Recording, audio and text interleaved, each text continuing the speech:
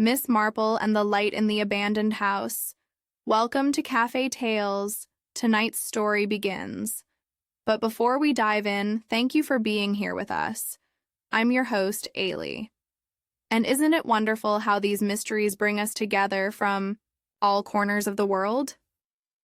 Leave a comment letting us know where you're listening from. I read every single one. And don't forget to subscribe to Cafe Tales for new stories every day.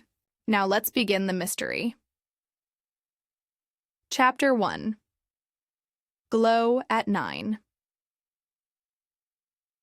The late August evening held that particular quality of light that comes only in the final weeks of summer, when the sun hangs lower and the shadows grow longer, as if nature herself were preparing for the turning of the season. In the village of St. Mary Mead, the air was still warm enough for Mrs. Price Ridley to have lingered at the bus stop longer than strictly necessary, fanning herself with the parish newsletter and casting disapproving glances at the overgrown hedge that lined the narrow lane leading toward Much Benham. It was precisely at 9:15 that she first noticed the light.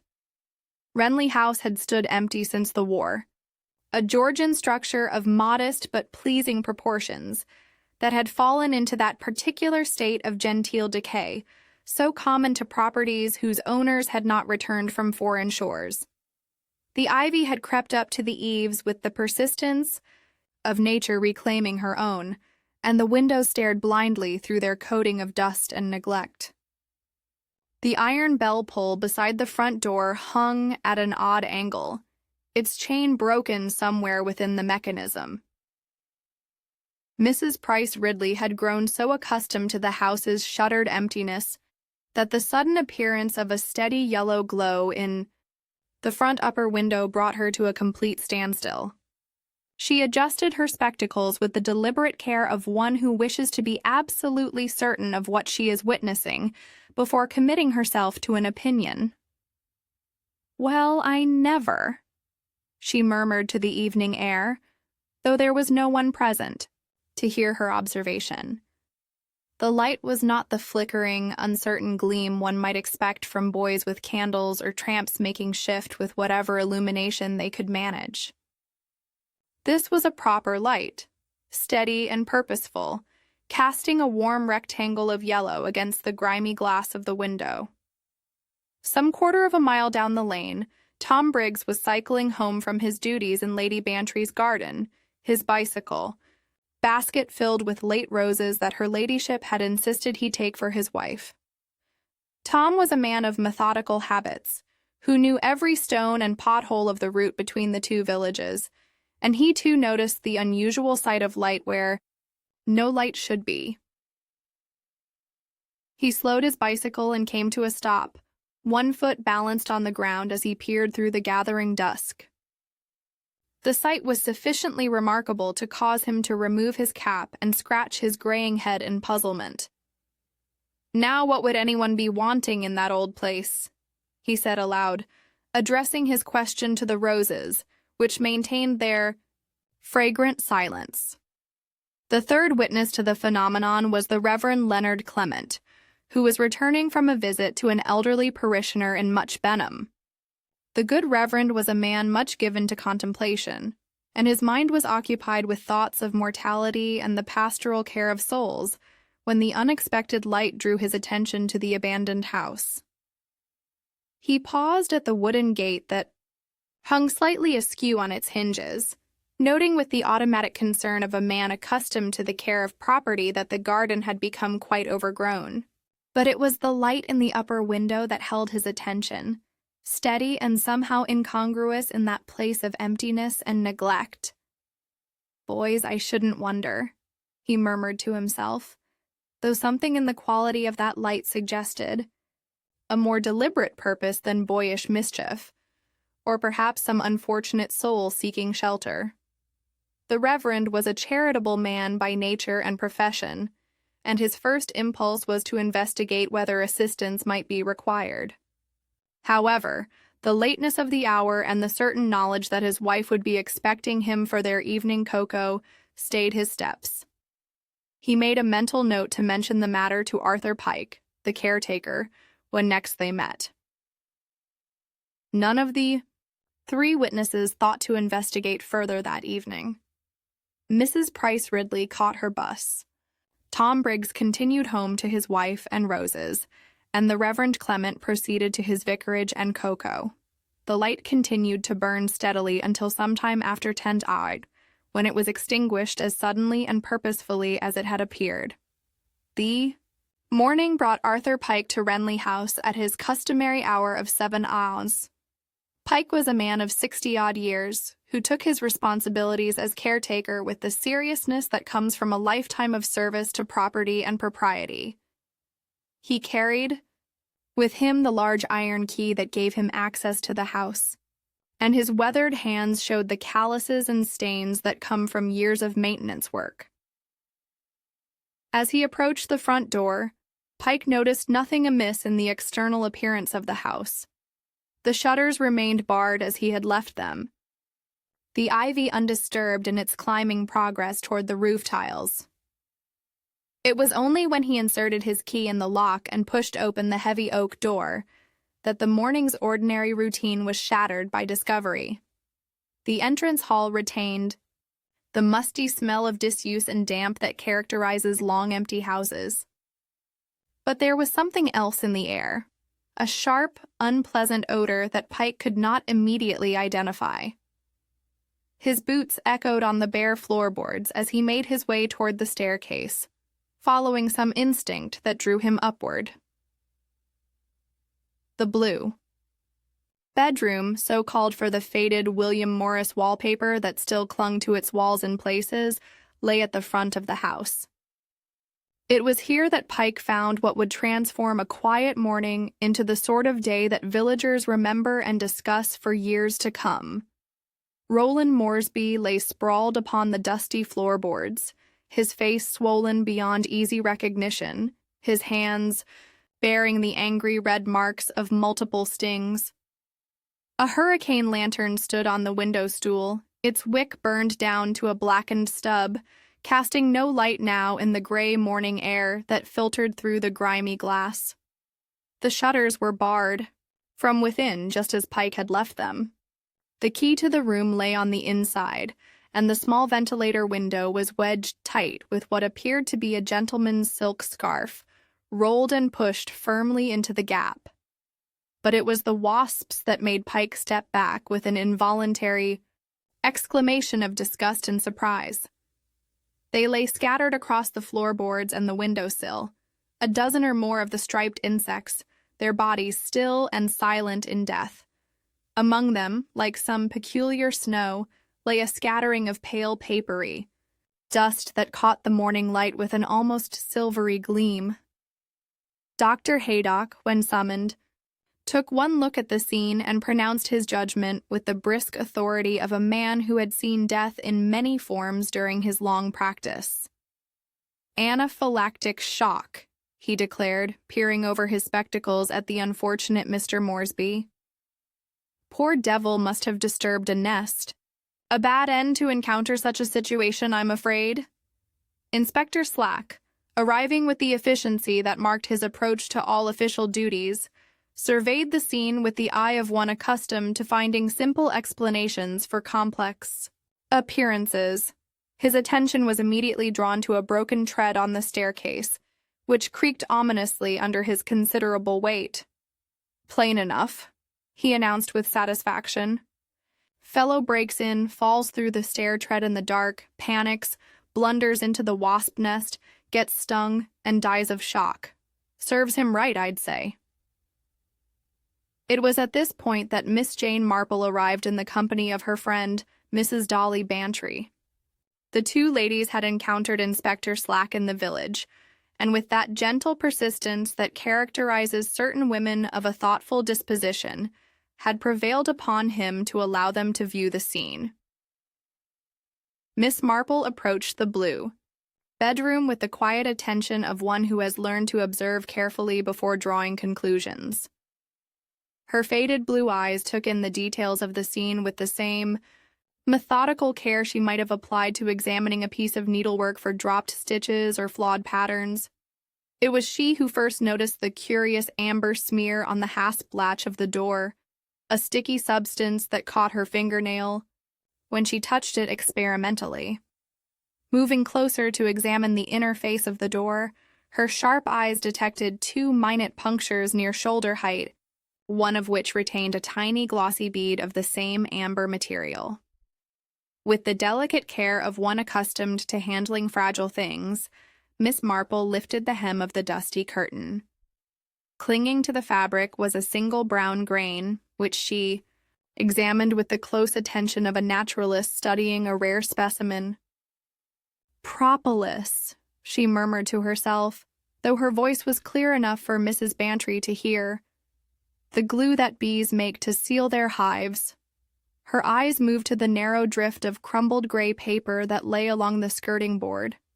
Material that resembled nothing so much as the chewed pulp from which wasps construct their nests. Miss Marple straightened slowly, her knitting needles clicking gently in the bag she carried. Her voice, when she spoke, held that particular quality of quiet certainty that those who knew her had learned to respect. "One doesn't carry a wasp's nest into a room by accident, Inspector," she said gently. "One moves it there quite deliberately." Chapter 2. Room with Lamp. Inspector Slack possessed the particular virtue of thoroughness that, while it might lack imagination, nonetheless served him well in the methodical reconstruction of events. Standing in the blue bedroom with his notebook at the ready, he began to assemble what he considered to be the obvious sequence of the previous evening's tragedy. Clear as daylight, he announced with the confidence of a man who preferred his mysteries solved before they had properly begun to mystify. Some vagrant or other breaks into the house looking for a place to spend the night, sets up his little camp here with his lantern for light.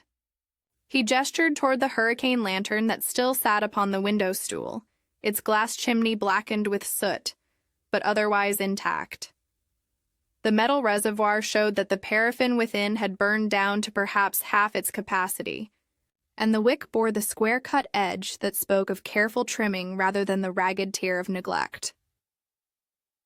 "Uses his scarf there to block the drafts," Slack continued, indicating the silk scarf that had been wedged into the ventilator window, with considerable force. "Sensible enough, I suppose. Nobody wants to sleep in a draft." On the single chair that remained in the room sat a cracked glass jar that had once held jam or preserves. Slack lifted it carefully and sniffed at the rim, detecting the faint sweet residue that clung to the interior. Brought his supper with him, apparently. Jam jar for his water or what have you. He set the jar down with the air of a man cataloging evidence. All very ordinary until he disturbed the wasps.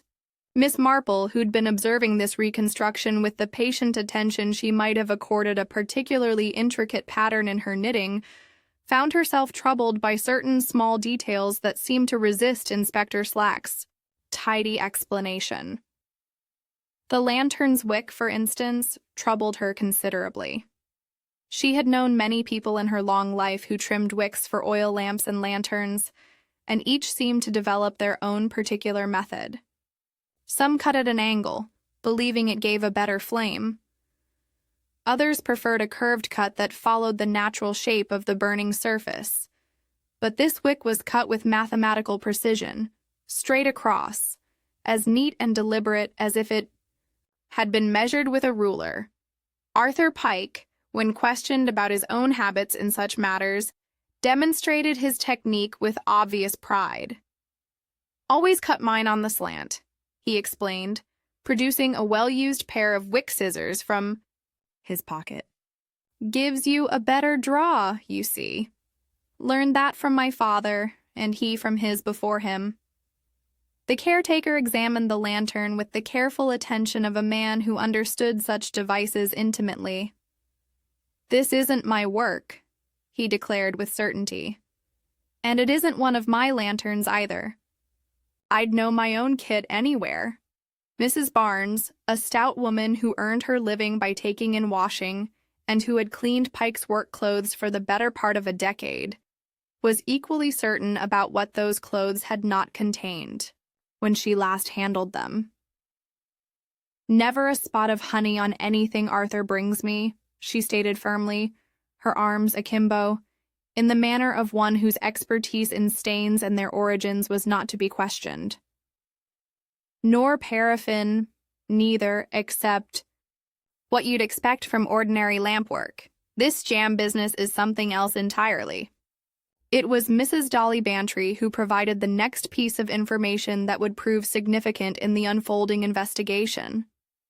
Her ladyship possessed that quality of mind that notices and remembers social details with remarkable precision, particularly when they concern the comings and goings of people in her vicinity.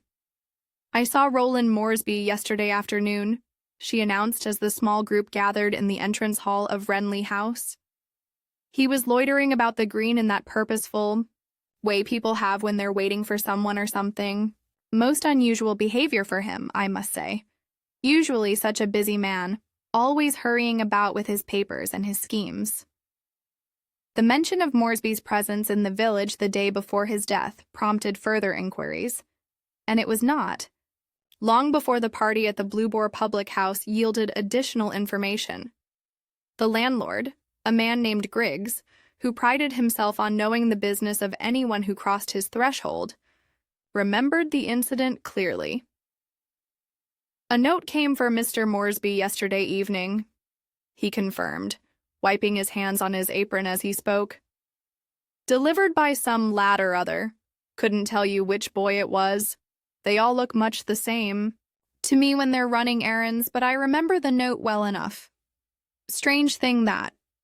He paused in the manner of one who knows the value of information and wishes to dispense it at the proper pace.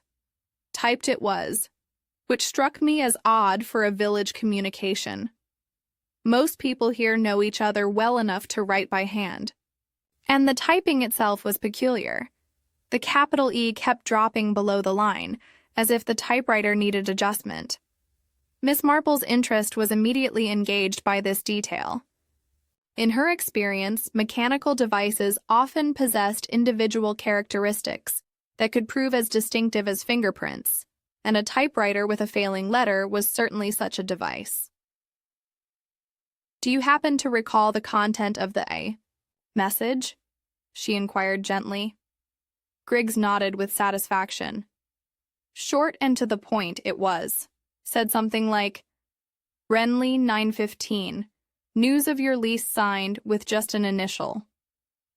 Though I couldn't make out which letter it was meant to be.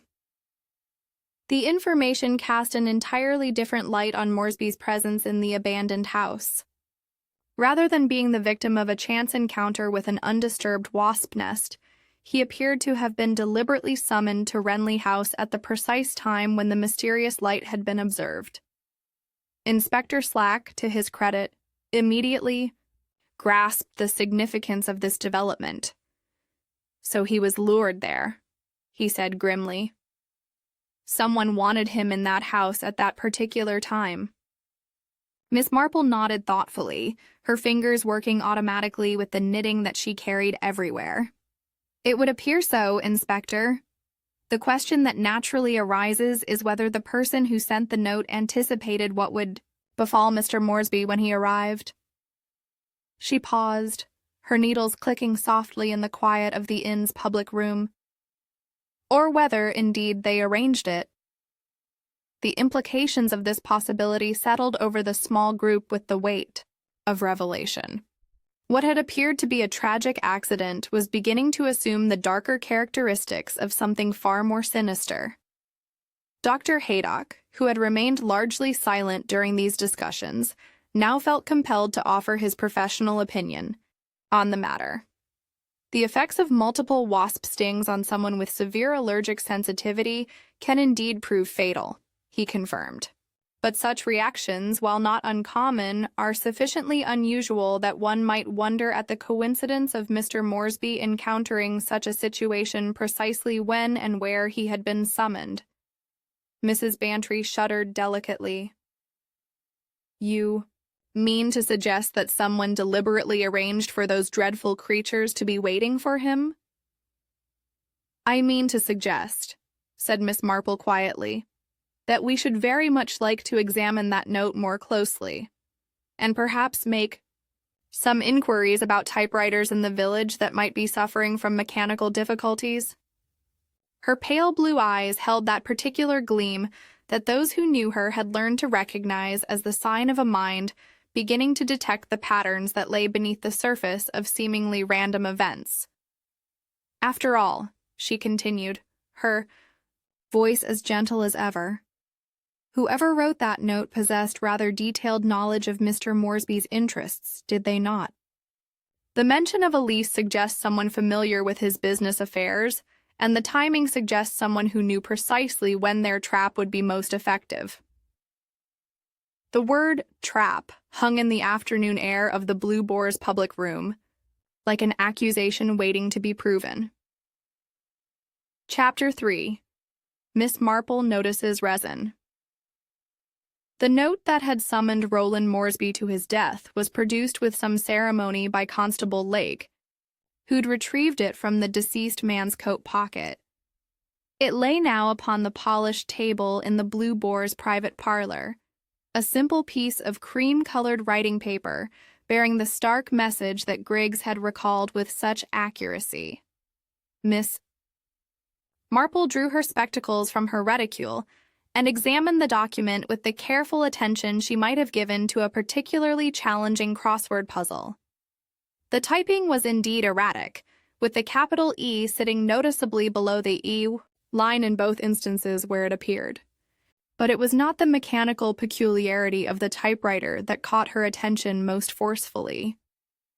"How very interesting," she murmured, adjusting her spectacles to peer more closely at the paper's surface. "Inspector, might I borrow your magnifying glass for a moment?"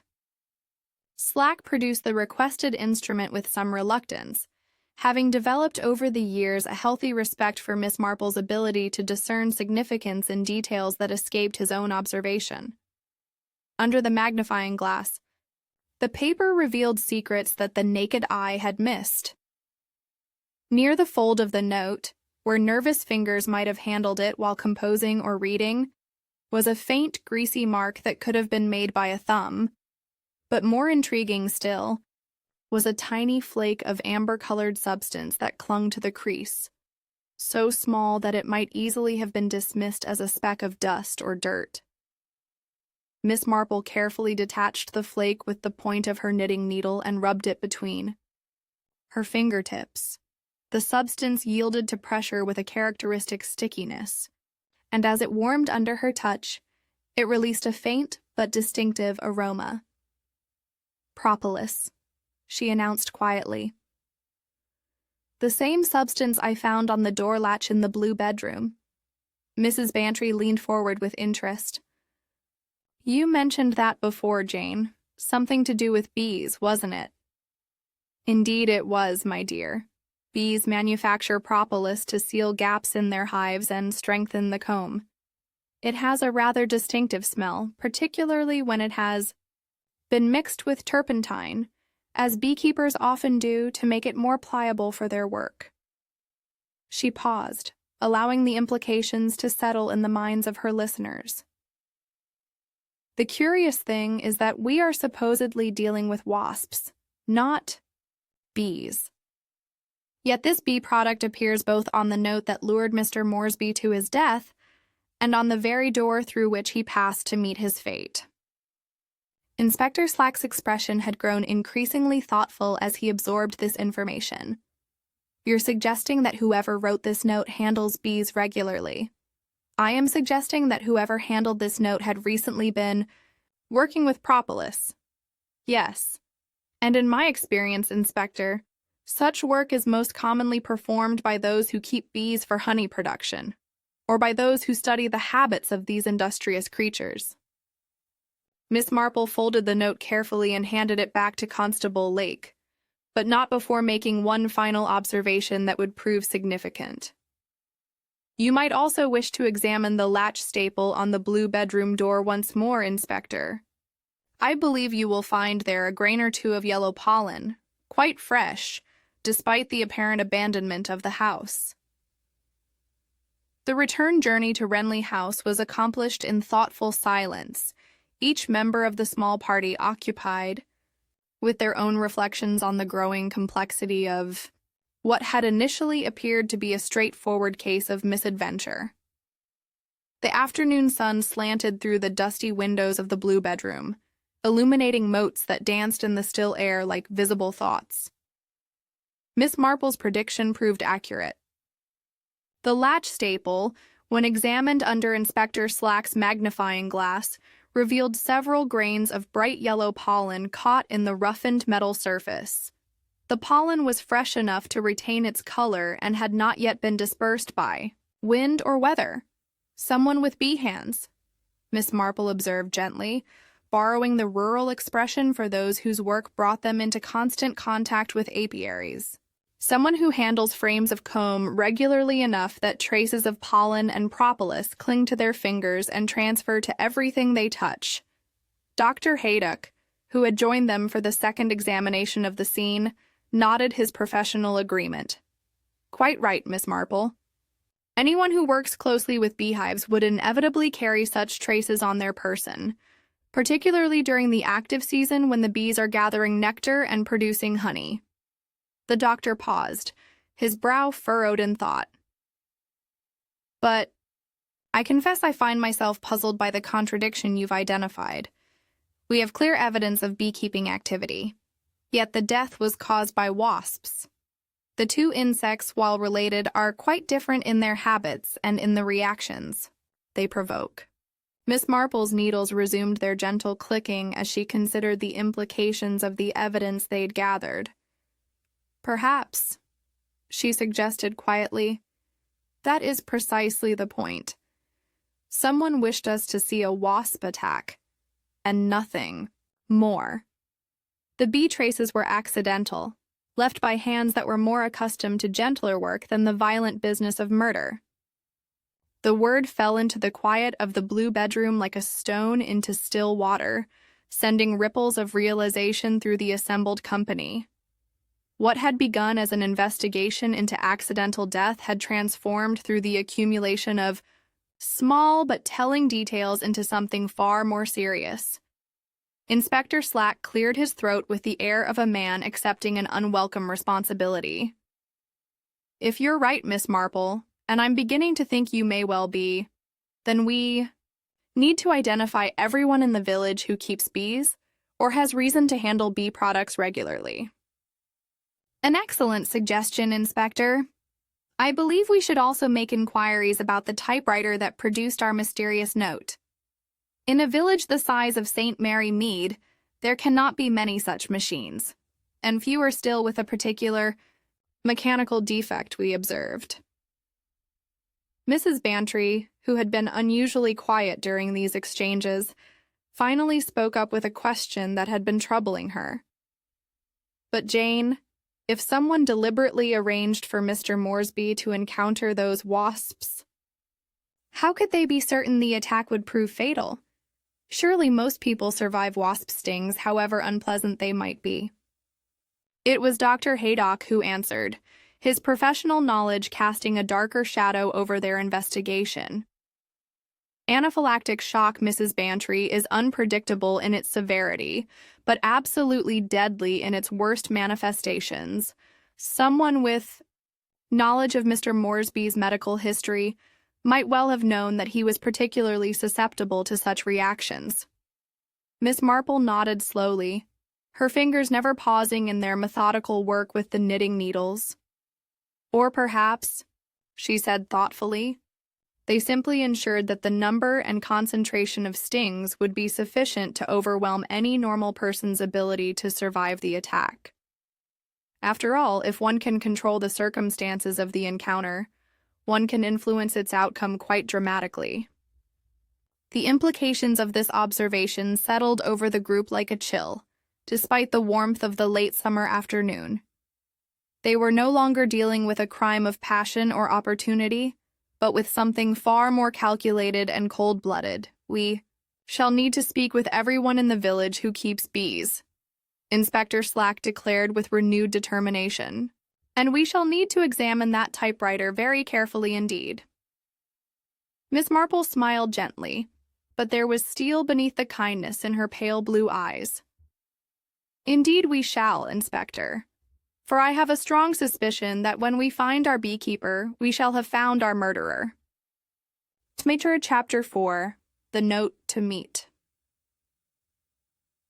The investigation into the beekeepers of St. Mary Mead and its environs proved to be a more complex undertaking than Inspector Slack had initially anticipated. In a countryside where the production of honey was both a practical necessity and a source of modest income for many households, the keeping of bees was hardly an unusual occupation. The first name to emerge from their inquiries was that of Harold Lermer, a man of quiet demeanor who maintained 3 hives in a corner of the vicarage orchard. The Reverend Clement had been most accommodating in providing this information, explaining that Mr. Lermer had approached him several years previously with a request to establish his apiary in the sheltered spot behind the apple trees. A most conscientious gentleman, the Reverend assured them as they walked through the orchard toward the neat row of white wooden hives. Very knowledgeable about the habits of bees, and scrupulously careful to ensure that his charges cause no inconvenience to the neighborhood. I've never had occasion to receive a single complaint about his activities. Harold Lermer himself proved to be a man of perhaps 50 years, with the slightly stooped shoulders of one who spent considerable time bent over detailed work. His hands bore the telltale stains and small scars that marked him as someone intimately familiar with the management of bee colonies. When approached by Inspector Slack and his companions, he displayed neither surprise nor reluctance to discuss his apian pursuits. I began keeping bees some 4 years ago, he explained, his voice carrying the soft cadences of a man more accustomed to the company of books than people. My late wife had always expressed an interest in the production of honey, and after her passing, I found the work both therapeutic and practically useful. Miss Marple observed him with the careful attention she reserved for those whose grief had carved permanent lines in their features. There was about Harold Lermer the particular quality of sadness that belongs to those who have loved deeply and lost that love to circumstances beyond their control. The second individual to merit their attention was Martha Pritchett, a widow of comfortable circumstances who operated a small but thriving honey stall at the weekly Women's Institute market. Mrs. Pritchett was a woman of energetic disposition, whose cottage fairly hummed with the activity of preserving, bottling, and packaging the various products of her industrious labor. I don't keep the bees myself, you understand, she explained, as she led them through her immaculately organized kitchen. I purchase my honey and comb from several local producers and prepare it for sale. The work suits me very well, and there's always a demand for quality honey and preserves. Her hands, like those of Harold Lermer, showed the evidence of regular contact with bee products, and her knowledge of their properties and uses was clearly extensive.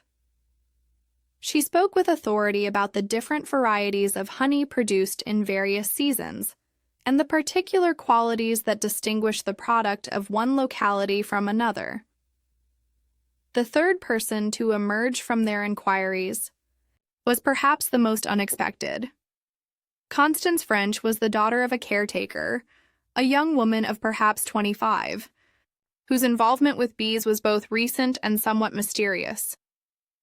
Several villagers reported having seen her in the vicinity of Renly House, carrying what appeared to be a torch or lantern, though the purpose of these nocturnal visits remained unclear.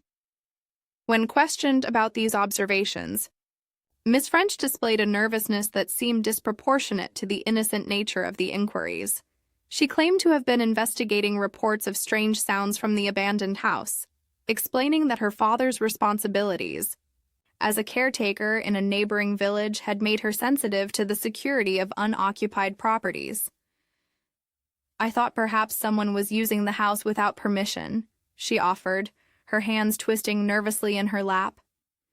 "Father always says that empty houses attract all sorts of undesirable characters, and I felt it my duty to investigate." The fourth and final member of their group was, of course, Roland Moresby himself, whose connection to bees remained unclear, but whose presence in the village and ultimate fate made him central to their investigation. Inquiries into his background revealed him to be an agent for a building syndicate with interest in property development throughout the county. It was the landlord of the Blue Boar who provided the most illuminating information about Moresby's recent activities. He'd been making inquiries about various properties in the area, Griggs revealed as he polished glasses behind the bar. Particularly interested in the allotments behind the church and some of the older cottages that might be suitable for redevelopment. This intelligence cast Moresby's presence in the village in a somewhat different light. Rather than being merely an unfortunate victim of circumstance, he appeared to have been actively engaged in activities that might well have created enemies among the local population. Miss Marple's attention was particularly caught by a detail that emerged during their examination of the various typewriters available for public use in the village. The Women's Institute maintained an aging Underwood machine in the hall cupboard, available for the preparation of notices and correspondence related to their various activities. When Inspector Slack tested the machine, the familiar dropped E that had characterized the mysterious note appeared immediately in the sample text. The machine was clearly the source of the message that had lured Moresby to his death. But Mrs. Martha Pritchett protested when this discovery was announced. "We all use that typewriter from time to time. Anyone who serves on a committee or helps with the organization of events has occasion to type notices and announcements." This observation was confirmed by several other members of the Women's Institute, who pointed out that the machine was freely available to anyone who required its services. The key to the cupboard where it was stored was kept on a hook beside the door, and its use required neither permission nor supervision. However, Miss Marple's sharp eyes had detected something that the others had missed. Among the various notices and announcements pinned to the hall board was a sheet advertising the previous month's honey show, and the dropped E that characterized their mysterious note appeared in several places throughout the text. When questioned about this particular document, Martha Pritchett flushed slightly and admitted that she had indeed typed the announcement. "I was serving as secretary for the tea event," she explained, "and someone needed to prepare the notice for posting." But Miss Marple's attention had already moved beyond this obvious connection to something far more subtle and potentially significant. "I wonder," she said quietly, "if we might inquire about who else has had occasion to use the typewriter for official correspondence recently. The honey show notice suggests that whoever prepared it was familiar with the machine's particular characteristics. The answer to this inquiry would prove most enlightening." According to the current secretary, Harold Lermer had volunteered to type several notices related to a series of lectures on beekeeping when she had been indisposed with influenza the previous winter. Such a helpful gentleman, she recalled. He seemed quite familiar with typewriters and produced the most professional-looking announcements. I was most grateful for his assistance during my illness. Inspector Slack made careful note of this information, recognizing its potential significance in the growing web of connections that surrounded the mysterious death at Renly House. "So we have established," he summarized grimly, "that several of our suspects had both the means to produce the note that lured Moresby to his death, and the knowledge of bee products that appears to have been inadvertently transferred to the message." Miss Marple nodded thoughtfully, her knitting needles moving with their customary rhythm. "Indeed, Inspector. The question that now presents itself is, Which of these individuals possessed both the motive and the opportunity to arrange such an elaborate and deadly trap? Chapter 5. Paper Dust on the Sill. The morning following their interviews with the village's beekeepers found Miss Marple once again at Renly House, armed with a collection of small items that might have puzzled a casual observer but which she regarded as essential tools for the proper examination of evidence. Among these implements was a clean postcard, several small envelopes, and a magnifying glass of considerably better quality than Inspector Slack's standard-issue equipment. The blue bedroom appeared different in the clear morning light, less sinister perhaps than it had seemed during their previous visits, but no less mysterious. The pale paper dust that had initially caught Miss Marple's attention still lay scattered across the windowsill and floorboards, and it was to this curious material that she now directed her most careful scrutiny. Using the edge of her postcard with the delicate precision of an archaeologist uncovering ancient artifacts, Miss Marple carefully gathered a sample of the papery substance onto the clean surface. Under her magnifying glass, the material revealed characteristics that had not been apparent to the naked eye. "Most interesting," she murmured to herself, though Mrs. Bantry, who had accompanied her on this expedition, could hear the quiet satisfaction in her friend's voice. "Dolly, my dear, would you be so kind as to look at this through the glass and tell me what you observe?" Mrs. Bantry accepted the magnifying glass with some trepidation, having learned from experience that Miss Marple's discoveries were often both significant and unsettling. What she saw under magnification caused her to draw in a sharp breath of surprise. The paper dust was not the random debris one might expect from long abandonment and decay. Instead, it showed a distinct hexagonal pattern, a regular geometric structure that could only have been created by some systematic process. More intriguing still was the presence of tiny silvery fragments mixed among the gray papery material, pieces that caught and reflected the morning light with an almost metallic shimmer.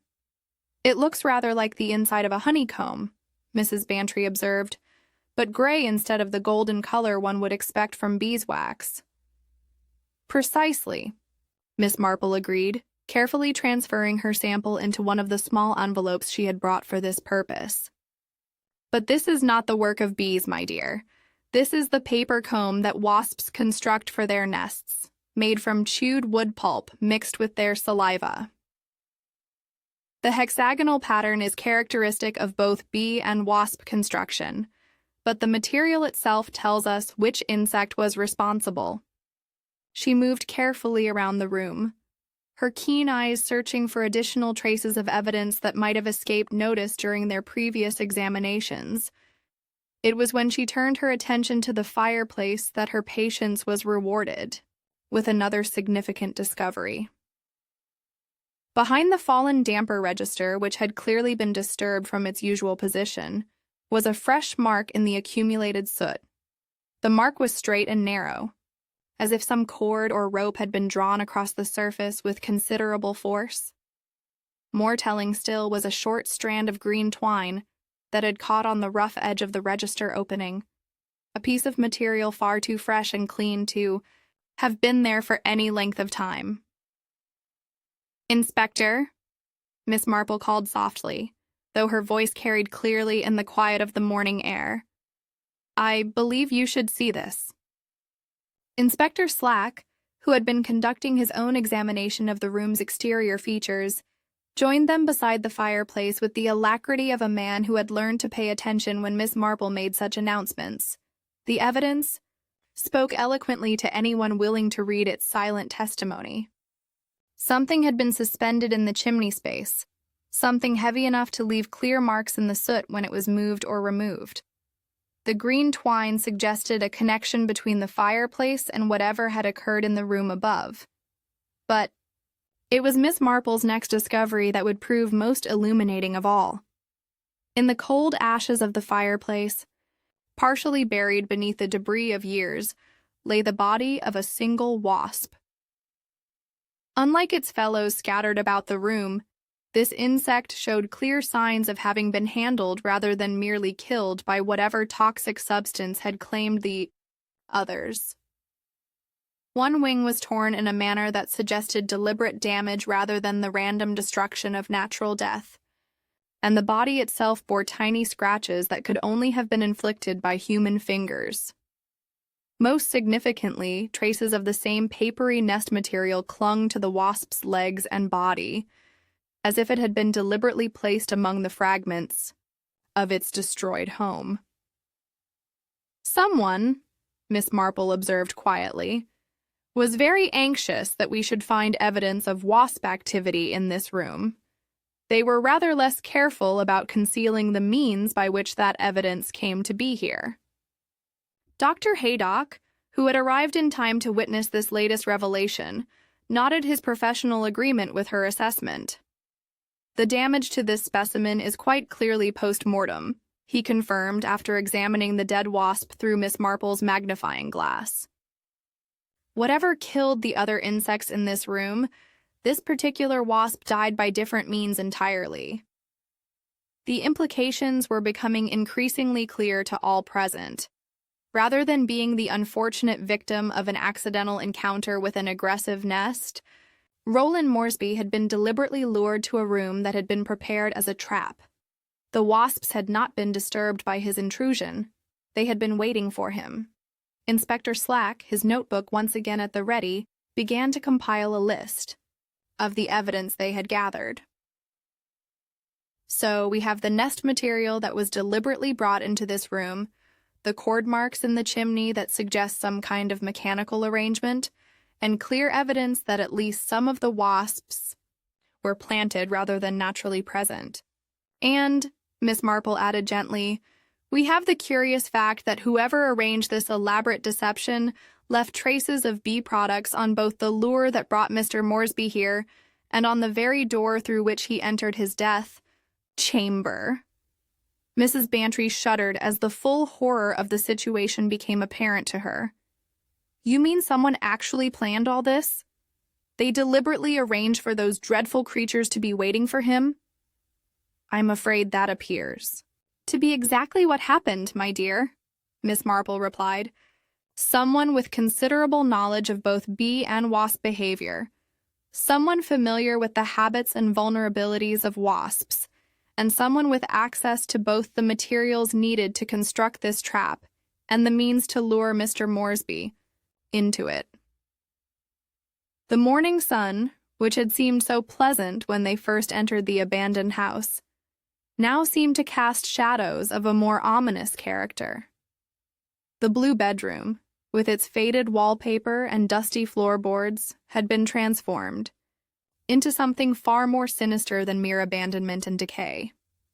The question we must now answer, Miss Marple continued, her knitting needles resuming their gentle rhythm, is which of our suspects possessed not only the necessary knowledge and materials, but also a motive sufficient to drive them to such elaborate and calculated revenge. Inspector. Slack closed his notebook with a snap that echoed in the quiet room. Then we'd best get back to the village and start asking some rather more pointed questions about Mr. Moresby's recent business activities. Someone wanted him dead badly enough to spend considerable time and effort arranging it.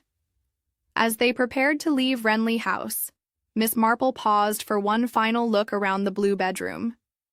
Her pale eyes took in the scattered evidence of violent death and deliberate deception, and her expression held that particular quality of determination that those who knew her had learned to recognize as the precursor to justice.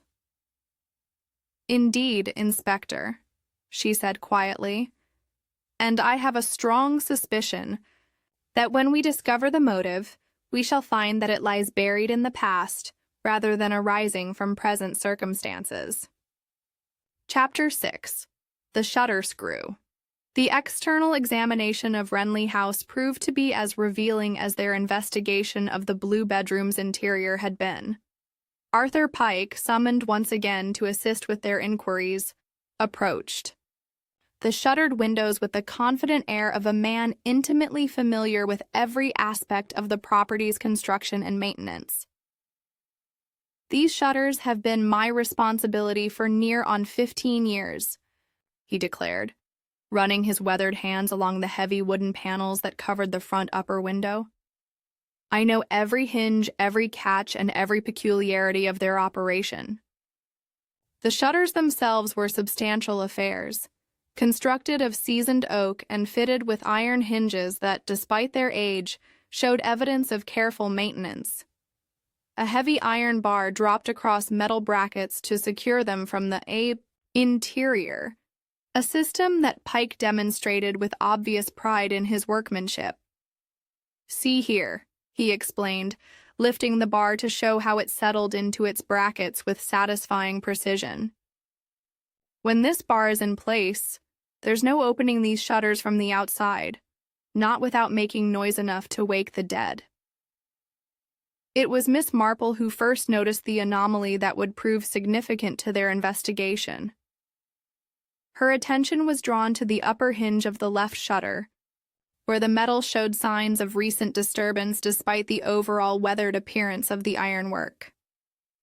"Mr. Pike," she inquired gently, "when did you last adjust or maintain these particular hinges?" Pike examined the hinge with the careful attention of a craftsman reviewing his work. "Not for months, Miss Marple. These hinges run smooth as you please, have done for years without need of adjustment." Yet beneath the hinge screw was a thin, bruised circle in the paint, a mark that spoke eloquently of metal that had been tightened and then loosened again quite recently. The mark was fresh enough that the underlying wood still showed pale against the weathered paint surface. Miss Marple produced her magnifying glass once more and subjected the hinge to careful scrutiny. "Inspector," she called softly, "I believe you should examine this marking. It appears that someone has been making adjustments to these shutters rather more recently than Mr. Pike's maintenance schedule would suggest." The evidence was unmistakable under magnification. The screw had been turned, and turned recently enough that tiny flakes of paint still clung to the threads. More significant still, the metal washer beneath the screw head showed the bright scratches that indicated recent tool marks, but it was the discovery on the exterior windowsill that provided the most intriguing clue of all, hidden beneath the trailing ivy that had grown thick against the house's facade. Miss Marple's exploring fingers encountered something that made her pause in concentration. "Dolly, my dear," she said quietly, "would you be so kind as to hold back this ivy while I examine what lies beneath?" Mrs. Bantry obliged, though not without some trepidation, having developed a healthy respect for the sorts of evidence that her friend was liable to uncover in the most unlikely places. What Miss Marple revealed when the concealing vegetation was drawn aside was a sight that initially appeared insignificant, but which she clearly regarded as highly meaningful. Someone had recently cut through one of the ivy ties, the tough fiber stems that the plant used to anchor itself to the stonework. The cut was clean and deliberate, made with a sharp blade rather than broken by weather or accident. More telling still, the severed ends were fresh enough to show the pale green of recently cut plant tissue. Why, Mrs. Bantry wondered aloud, would anyone wish to cut through ivy ties? Surely the plant does no harm clinging to the wall. Unless, Miss Marple observed thoughtfully, one wished the ivy to be movable rather than firmly anchored. If, for instance, one needed to gain access to the window or its fittings without leaving obvious traces of disturbance. Beneath the cut ivy on the stone sill itself, she made yet another discovery that added to the growing collection of evidence. A small smear of what appeared to be soft wax had been rubbed into a groove in the stonework, a substance that had clearly been applied deliberately rather than deposited by accident. Inspector Slack, observing Miss Marple's methodical examination of these seemingly trivial details, found himself impressed despite his natural skepticism. "You're suggesting that someone prepared these shutters in advance, making it possible to operate them from outside, despite their internal locking mechanism. I am suggesting precisely that, Inspector, Miss Marple replied. See how the wax has been applied to the groove where the shutter bar would slide when moved from its brackets. Such preparation would allow the bar to be manipulated silently, without the scraping and grinding that would normally accompany its movement. Dr. Haydock, who'd been observing these discoveries with the fascination of one witnessing expert detection at work, ventured a professional opinion. The level of preparation you're describing suggests someone with considerable knowledge of the house's construction and security arrangements. Indeed it does, Doctor, Miss Marple agreed. Someone who had studied the problem carefully and taken the time to make the necessary preparations well in advance of putting their plan into operation. Miss Marple straightened slowly, her examination of the external evidence complete. In her mind, the picture of what had occurred on that fatal evening was beginning to take clearer shape, though significant questions remained to be answered. Consider, if you will, the sequence of events as they begin to emerge, she said, addressing her small audience with the manner of one organizing her thoughts aloud. Someone who knew the house intimately made careful preparations to these shutters, allowing them to be operated from outside despite their internal security bar. She paused to allow this information to settle in her listeners' minds before continuing. The same person cut the ivy ties to provide access to the window area without leaving obvious signs of disturbance.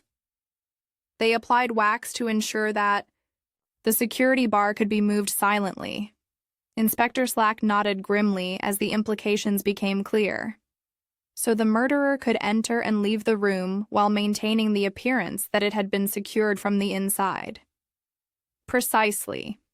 Inspector, the locked room that so puzzled us initially was nothing more than an elaborate illusion, created by someone with both the knowledge and the patience to prepare their deception thoroughly. Arthur Pike, who had been listening to this reconstruction, with growing amazement, shook his head in bewilderment. But who could know the house well enough to plan such a thing? And why go to such elaborate lengths when there must be simpler ways to harm a man?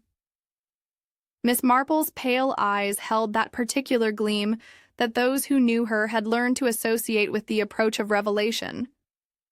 Those, Mr. Pike, are the questions that will lead us to our murderer. Someone who knew this house intimately, someone who understood its security arrangements, and someone who possessed both the technical knowledge and the patience to prepare such an elaborate deception. She began to walk slowly back toward the front of the house, her mind clearly working through the implications of their discoveries. But perhaps most significantly, someone who wished Mr. Moresby's death to appear accidental rather than deliberately planned. The question we must now ask ourselves is, why such elaborate concealment was necessary? The afternoon sun was beginning to decline as their examination of Renly House drew to a close, casting long shadows across the overgrown garden and giving the abandoned property an even more melancholy air. But Miss Marple's expression showed none of the sadness that the setting might have inspired in a more sentimental observer. Instead, her features bore the quiet satisfaction of one who had successfully unraveled a particularly challenging puzzle, and now needed only to identify the hand that had woven its complex deceptions. Chapter 7. Lantern Wick and Honey. The Women's. Institute Hall in St. Mary Mead possessed that particular atmosphere of purposeful activity that characterizes buildings dedicated to the improvement of rural life. On this particular afternoon, the hall's back room, known locally as the storage area, buzzed with the quiet efficiency of several ladies organizing supplies for the upcoming harvest festival. Miss Marple and Inspector Slack found Martha Pritchett in her element, surrounded by carefully labeled jars of preserves, bundles of dried herbs, and the various implements of her trade. She worked with the practiced movements of one who had spent years perfecting the domestic arts, her capable hands moving swiftly as she prepared her contributions for the evening's bazaar. Mrs. Pritchett, Inspector Slack began with the formal courtesy he reserved for witnesses whose cooperation he required. We wondered if we might ask you a few questions about lantern maintenance. Martha looked up from her work with the mild surprise of one who had been asked about an unexpectedly technical subject. Lanterns, Inspector? Well, I suppose I know as much as any housewife about keeping them in proper working order. She moved to a shelf where several hurricane lanterns stood in neat rows, the glass chimneys gleaming with the attention of someone who took pride in well-maintained equipment. Selecting one from the group, she demonstrated her technique for trimming, the wick with movements that spoke of long practice. The secret, she explained, wielding her small scissors with evident skill, is to cut at just the right angle. Too steep, and you get an uneven flame. Too shallow, and the wick won't draw properly. The wick she produced bore the neat slanted cut that she described, a beveled edge that caught the afternoon light filtering through the hall's tall windows. It was a technique that clearly differed from the square-cut wick they had observed in the lantern found beside Roland Moresby's body. My late husband taught me that particular method, Martha continued, her voice carrying the gentle melancholy that often accompanied such references to departed spouses. He was most particular about such things, always said that proper maintenance was the foundation of reliable service. Miss Marple observed these demonstrations with a careful attention she brought to all technical explanations, her mind cataloging the details that might prove relevant to their investigation. When Martha had completed her illustration of proper wick trimming, Miss Marple ventured a question that seemed to spring from genuine curiosity rather than official inquiry. I wonder, Mrs. Pritchett, if you might enlighten us about the keeping of wasps rather than bees.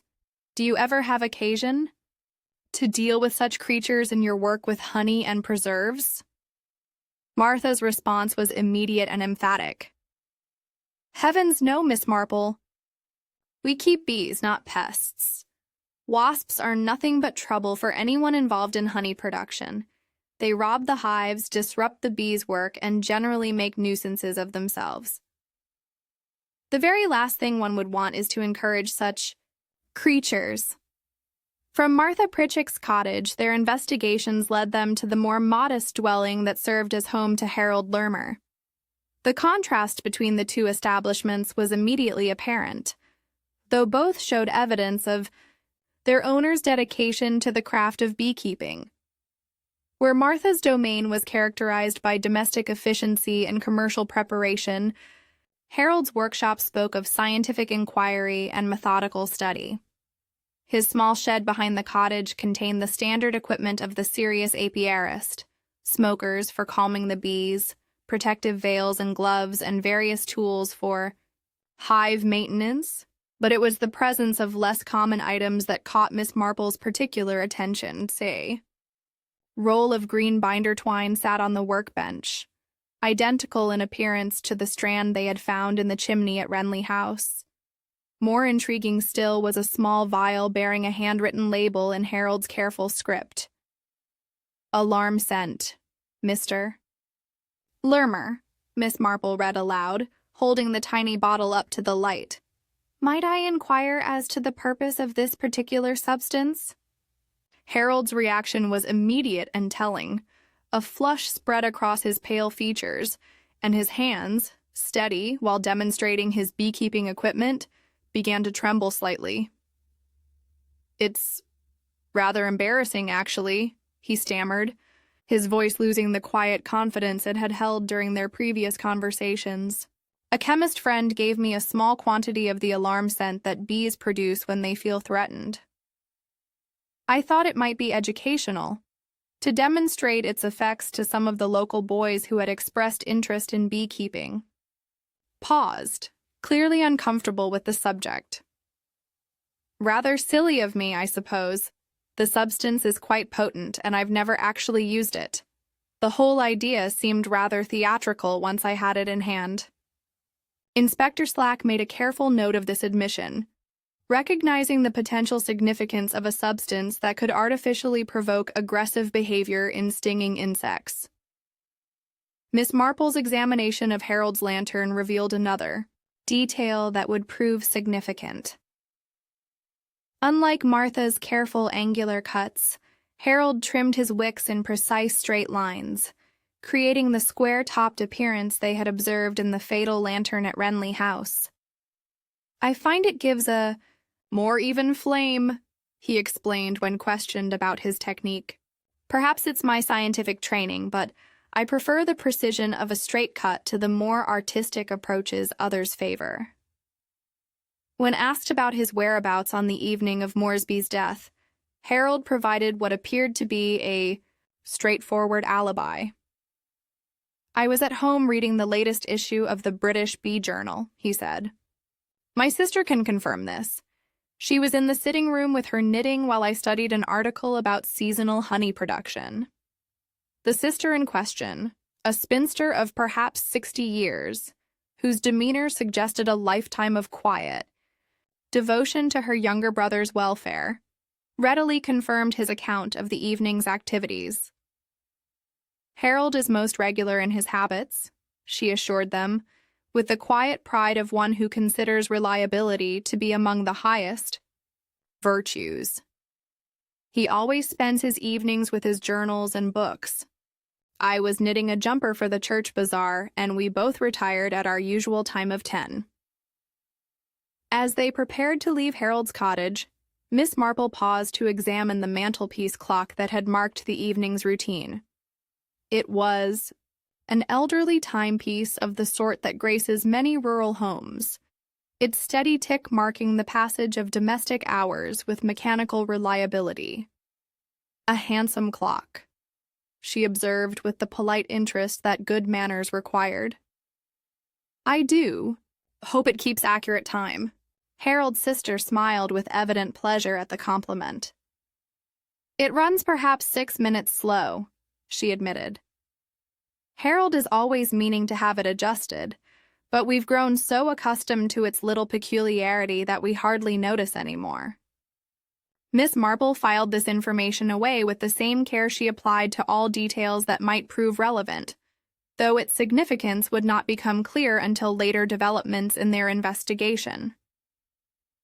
As they walked back toward the village center, Inspector Slack reviewed the evidence they had gathered with the systematic approach that characterized his investigative method. "So we have Martha Pritchett, who trims wicks at an angle and claims no knowledge of wasp management," he summarized. "And Harold Lermer, who cuts his wick square, possesses alarm scent, and has an alibi provided by his devoted sister." Miss Marple nodded thoughtfully, her knitting needles beginning their familiar rhythm as she organized her thoughts.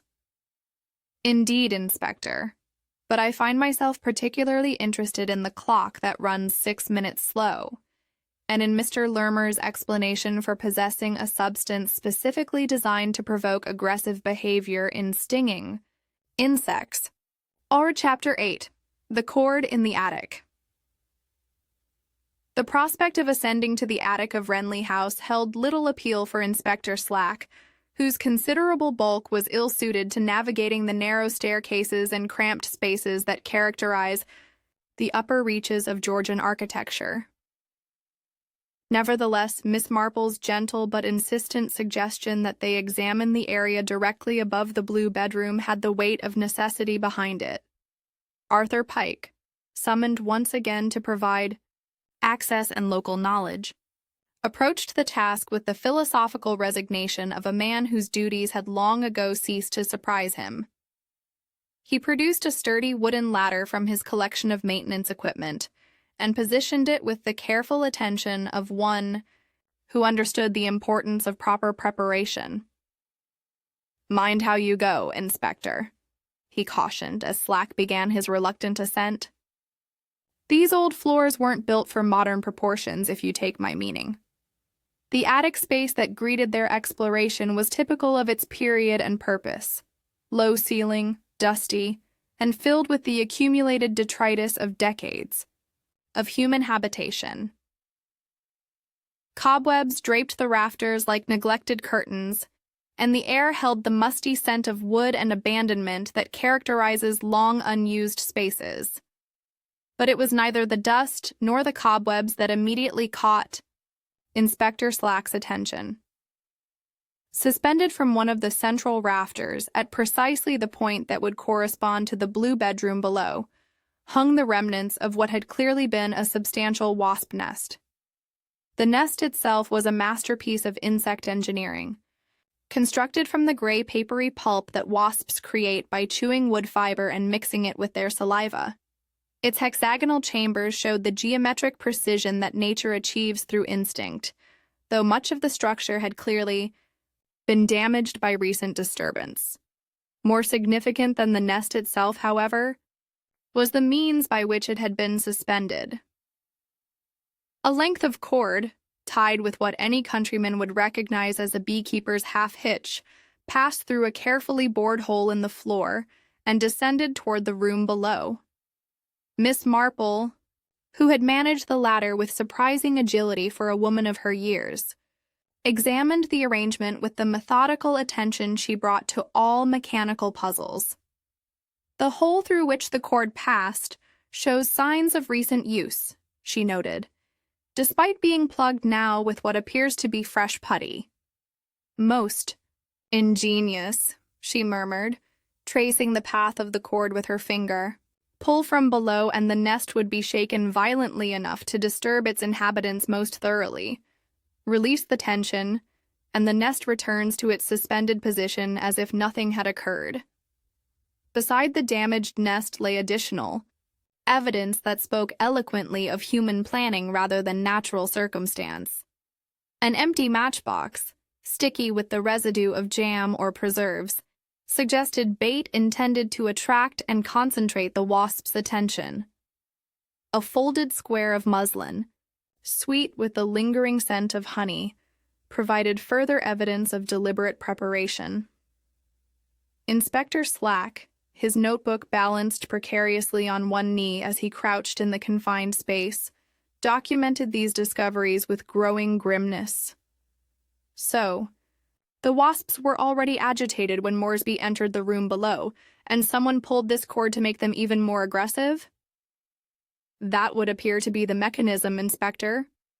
The alarm scent we discussed earlier would serve to heighten their aggressive response, while the jam and honeyed cloth would provide attractive targets to focus their attention. The cord itself deserves particular attention. It's composed of the same green binder twine we observed in Harold Lermer's workshop. More telling still is the knot that secures it to the nest, a half-hitch that requires specific knowledge to tie properly, and which is commonly used by those who work with beehives. Dr. Haydock, who had remained below due to the ladder's limited capacity, called up with a question that reflected his professional interest in the mechanical aspects of the murder. How would the person operating this device know when to activate it? They could hardly observe Mr. Moresby's arrival from their position in the attic. Miss Marple's response demonstrated the thoroughness with which she had considered every aspect of the crime. The light, Doctor. The lantern that drew the eye. Attention of our three witnesses served a double purpose. It not only provided an alibi for the true time of the murder, but it also served as a signal that the trap was ready to be sprung.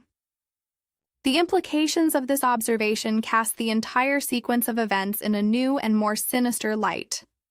The steady glow that had seemed so mysterious to Mrs. Price Ridley, Tom Briggs, and the Reverend Clement had been nothing more than a beacon, announcing that Roland Moresby had taken the bait and positioned himself for destruction. Arthur Pike, who had been following this reconstruction with growing amazement, ventured a practical question. But how could the murderer be certain that pulling the cord would achieve the desired result? Wasps might be angry, but that doesn't guarantee a fatal attack. It was Miss Marple who provided the answer that completed their understanding of the elaborate mechanism. The confined space Mr. Pike, and the artificial concentration of aggressive insects in a room from which escape had been made deliberately difficult. The ventilator sealed with a scarf, the door secured from outside, and sufficient wasps to overwhelm any normal person's ability to defend themselves. She paused, her knitting needles clicking softly as she considered the cold calculation that such planning represented. Someone studied Mr. Moresby's vulnerabilities most carefully and designed a trap specifically suited to exploit them. The discovery of additional evidence in the attic space painted an even more detailed picture of the preparation that had preceded the murder. Traces of the same propolis they had found on the door latch clung to the cord where it had been handled, and tiny fragments of beeswax marked the spots where someone had worked to ensure smooth operation of their deadly mechanism. Most damning of all was the presence of what appeared to be a rolled beekeeping veil, pushed far back under the eaves, where casual inspection might have missed it entirely. The mesh fabric showed the characteristic staining that came from regular use around active hives, and several strands of the material matched the tiny punctures they had found on the blue bedroom door. Inspector Slack emerged from the attic with the grim satisfaction of a man whose case had been substantially strengthened by physical evidence. So, our murderer not only planned this elaborate trap, but they also took the precaution of protecting themselves from their own weapon. Indeed, Inspector, Miss Marple replied, and the veil, like the cord and the method of knotting, points us toward someone with extensive experience in the management of stinging insects. As they prepared to descend from Renly House's upper reaches, Miss Marple took one final look around the attic space. Her pale eyes catalogued the evidence they had gathered, and her expression held the quiet satisfaction of one who had successfully reconstructed a complex puzzle. "We now understand the means," she said quietly. "A wasp nest position to be activated by remote control. Alarm sent to ensure maximum aggression. Bait to concentrate the attack on the victim. The room, secured from outside to prevent escape, and protective clothing to ensure the murderer's safety." She began her careful descent of the ladder, her movements deliberate and sure despite her years. "What remains is to determine which of our suspects possessed not only the knowledge and materials necessary for such an elaborate scheme, but also the motive that would drive them to such calculated revenge." Inspector Slack followed her down with considerably less grace, his heavy boots echoing on the wooden rungs. "Then we'd best get back to the village and start asking some rather more pointed questions about Mr. Moresby's business dealings. Someone hated him enough to spend weeks planning this trap." Miss Marple nodded thoughtfully as they emerged into the afternoon sunlight.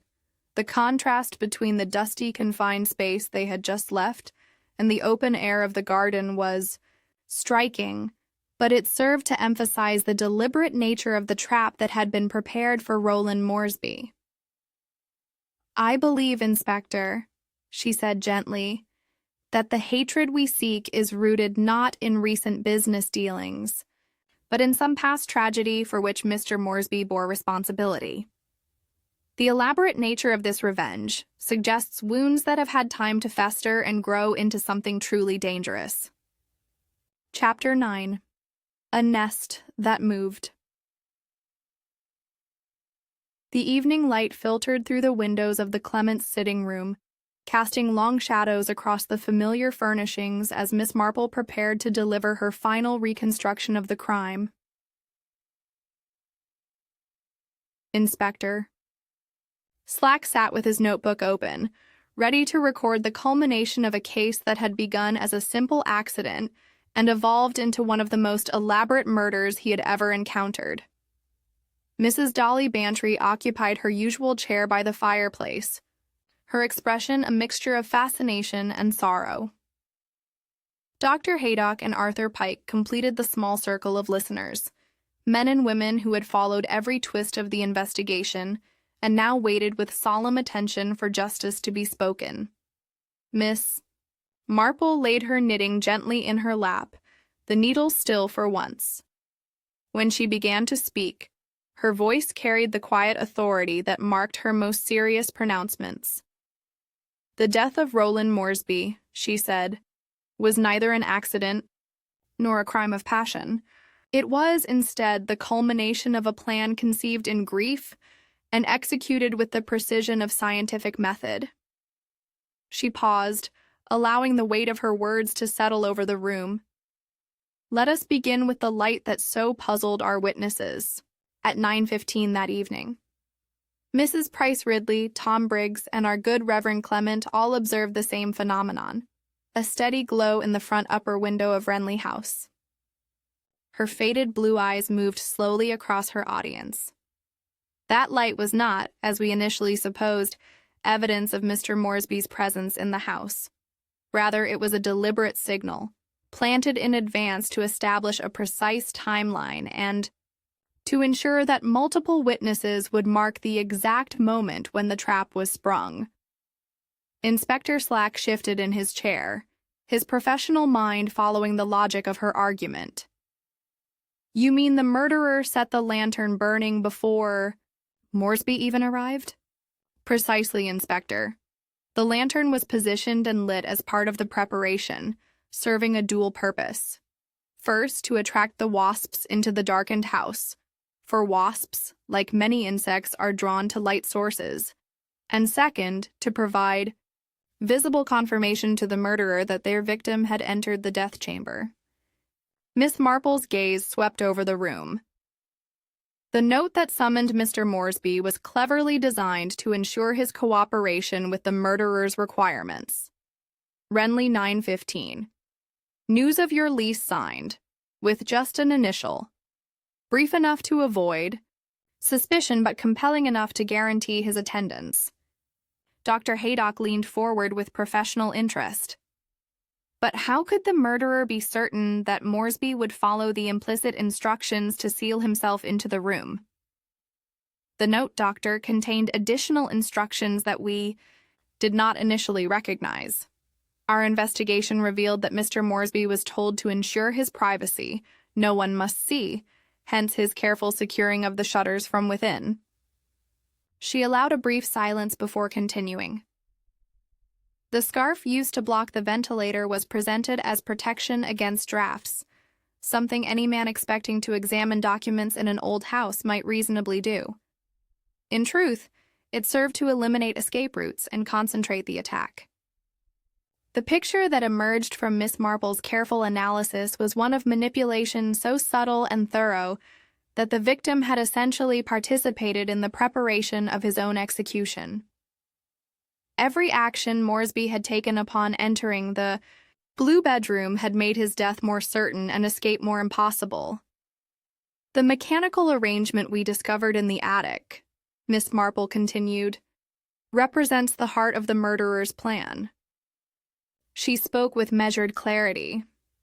"A paper wasp nest, deliberately relocated from its natural position, was suspended by cord directly above the intended victim. When the cord was pulled from below, the nest would be violently shaken, releasing alarm scent and provoking the wasps into maximum aggression. Arthur Pike, whose practical experience with such creatures made him particularly aware of their dangers, shuddered visibly. A man trapped in a sealed room with angry wasps. It would be a terrible way to die." "Indeed, Mr. Pike. But the murderer took additional steps to ensure the attack would prove fatal." She paused, her voice lowering slightly. "The jam-smeared matchbox and the honeyed muslin were strategically placed to attract the wasp's attention specifically to the victim's face and hands, the areas where stings are most dangerous and where defensive movements are most likely to provoke further attacks." Miss Marple's expression grew grave as she addressed the most disturbing aspect of the crime. The use of artificial alarm scent transformed what might have been a painful but survivable encounter into a coordinated assault by creatures driven to unnatural levels of aggression.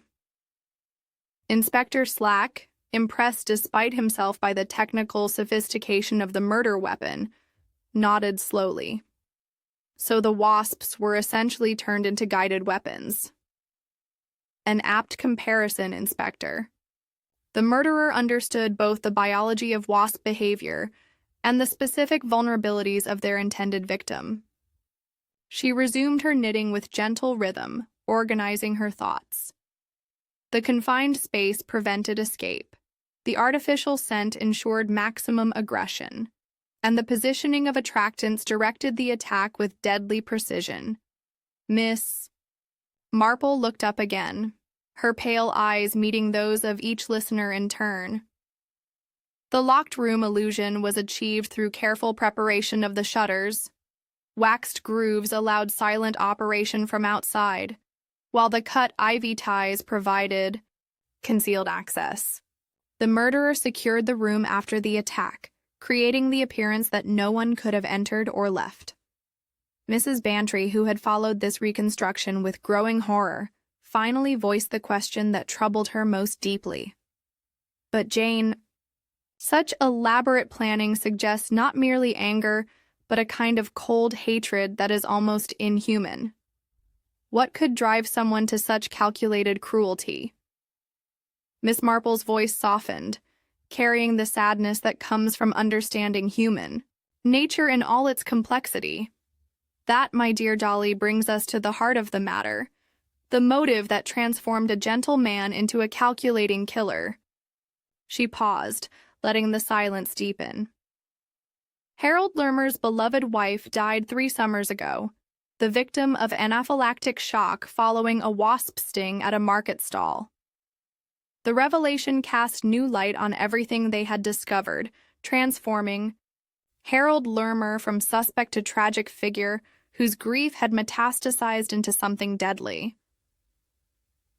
The circumstances of her death, Miss Marple continued quietly, were particularly cruel. The Lermers had been forced from their cottage by Moresby's building syndicate during the height of the summer season. Her emergency medical kit, containing epinephrine, had been packed away with the household effects, unavailable when she needed it most desperately. Dr. Haydock filled in the medical details with somber professionalism. Without immediate access to epinephrine, anaphylactic shock can prove fatal within minutes. The delay caused by the move could easily have made the difference between life and death. Miss Marple's voice took on a quiet bitterness. Mr. Moresby's response to the tragedy was to dismiss it as one of those things, an attitude that Harold Lermer found unforgivable. She looked down at her knitting, her fingers still. In his mind, Moresby had murdered his wife as surely as if he had administered poison with his own hands. The sitting room fell silent as the full weight of the tragedy settled over them. Here was motive enough to drive a man to elaborate revenge, particularly a man whose scientific training had given him both the knowledge and the patience to plan. The perfect crime. Harold chose wasps as his weapon, Miss Marple concluded, not merely because they had been the instrument of his wife's death, but because he wished Moresby to experience the same terror and helplessness that she had endured. She lifted her gaze, clear and steady. It was justice in his mind, poetic and precise. Inspector Slack closed his notebook with the finality of a man whose duty was clear, however reluctant he might be to perform it. The evidence is overwhelming. The motive is compelling. The method is fully explained. He rose slowly. "We'll need to arrest him," he said grimly. "Though, I confess, I find myself sympathizing with his motives, if not his methods." Chapter 10. Even Song, The Hand with the Veil. The formal presentation of evidence to Inspector Slack took place the following morning in the Clements' sitting room, where the full weight of Miss Marple's investigation could be laid out with the precision such serious matters demanded. The accumulated proof of Harold Lermer's guilt formed a pattern so complete that even the most skeptical observer would find it difficult to question. Let us examine the means first. Miss Marple began, her voice carrying the quiet authority of one who had solved the puzzle through careful observation rather than dramatic intuition. We discovered in the attic a paper wasp nest, suspended by a cord that passed through a deliberately bored hole into the blue bedroom below. The cord was secured with a beekeeper's half-hitch, a knot that requires specific knowledge to tie properly. She paused to ensure Inspector Slack had recorded this crucial detail before continuing. The nest could be agitated by pulling the cord from below, releasing alarm scent and provoking the wasps to attack. Targets had been prepared in advance, honeyed muslin and a jam-smeared matchbox, to attract their attention and focus the assault. Dr. Haydock offered his professional assessment. The combination of confined space, multiple aggressive insects, and artificial alarm scent would create conditions that few people could survive. The murderer essentially guaranteed a fatal outcome through careful preparation. Miss Marple nodded gravely before moving to the evidence that had revealed the killer's identity. The clues that betrayed Mr. Lermer were numerous and telling. She listed them with calm precision. The propolis found on both the lure note and the bedroom door latch came from hands accustomed to working with bee products. The yellow pollen on the door staple confirmed recent contact with active hives. Inspector Slack consulted his notes as she continued. The square-trimmed lantern wick matched Mr. Lermer's demonstrated technique, distinct from Mr. Pike's slanted cuts and Mrs. Pritchard's neat bevels. The green binder twine used to suspend the nest was identical to the roll we observed in his workshop. But it was the discovery of the beekeeping veil, she said, that provided the most damning evidence of all. She described the scene in the attic. Hidden beneath the eaves, we found the protective clothing that allowed the murderer to work safely around the agitated wasps.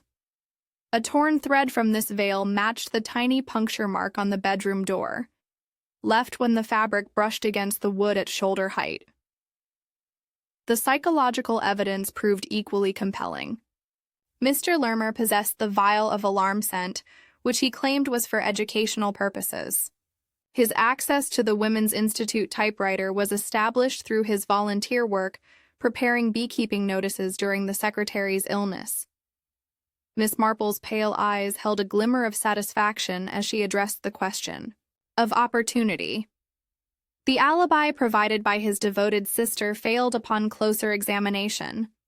The mantelpiece clock in their sitting room ran 6 minutes slow, a detail I observed during our visit. She turned to Inspector Slack. When she claimed they were together at 9:15, the true time was 9:21. That gave Mr. Lermer sufficient opportunity to carry out the final stages of the murder. The timeline that emerged painted a clear picture of premeditated killing. Harold had set the lantern earlier in the day, using the prepared shutter mechanism to gain access to the blue bedroom. The light served both to attract the wasps and to signal to watching villagers that something was occurring at the appointed time. She paused. Mr. Lermer activated the trap when he saw the light appear, knowing Moresby had entered and sealed himself in according to the note's instructions. A quick pull on the attic cord, a few minutes for the wasps to complete their work. Then a return through the back window, resecuring the shutters before walking home to his sister's knitting. Mrs. Bantry shuddered. To plan such a thing in such detail, Jane. It suggests a mind that had moved quite beyond normal grief, into something far more dangerous. Indeed, my dear, Miss Marple replied. Harold Lermer's love for his wife had transformed into hatred for the man he held responsible for her death. The scientific training that should have brought him peace instead provided him with the knowledge to plan perfect revenge. The confrontation with Harold Lermer took place that afternoon in his cottage workshop, surrounded by the tools and materials that had enabled his elaborate crime. When presented with the evidence, the attic cord, the alarm scent, and most damning of all, the torn beekeeping veil, his composure finally cracked. "I meant only to frighten him," he stammered, his hands trembling as the weight of discovery settled upon him. "To make him beg and plead, as she must have done when the attack began. The light was meant to keep everyone looking the wrong way at the window instead of what was really happening." But Inspector Slack had heard such protestations before. His response was professionally impassive. "Harold Lermer," he said, "I arrest you for the willful murder of Roland Moresby. You are not obliged to say anything, but anything you do say may be taken down and used in evidence." As the handcuffs clicked into place, Harold's scientific precision abandoned him entirely. "She was everything to me," he whispered, tears streaming down his pale cheeks. "He killed her as surely as if he had done it with his own hands. And he called it one of those things. I couldn't let him simply walk away from what he had done." The cottage that had been a shrine to methodical learning and quiet devotion was transformed in that moment into the scene of a broken man's final surrender to justice. The tools of beekeeping, once instruments of harmony with nature, had become implements of vengeance. Later that evening, as the formalities of arrest and initial questioning were completed, Miss Marple found herself walking in the vicarage garden with Mrs. Bantry. The late summer air carried the scent of roses and the distant hum of bees going about their ancient business, innocent of the human drama that had played out around them. "A light in an empty house," Mrs. Bantry murmured, her voice carrying the particular sadness that comes from witnessing the destruction that grief can accomplish. "How unkindly it beckoned, Jane. How very unkindly." Miss Marple paused in her evening walk, her knitting, bag clutched in hands that had seen too much of human nature's capacity for both love and hatred. "Yes, my dear," she said softly. "These things that call attention to themselves are often arranged precisely so that no one looks where they ought to be looking." She lifted her face to catch the evening breeze, finding in the natural world a peace that human affairs so rarely provided. At a little string that controlled a deadly nest. At the habits of a man whose precision with a lantern wick betrayed the methodical mind that planned such terrible revenge.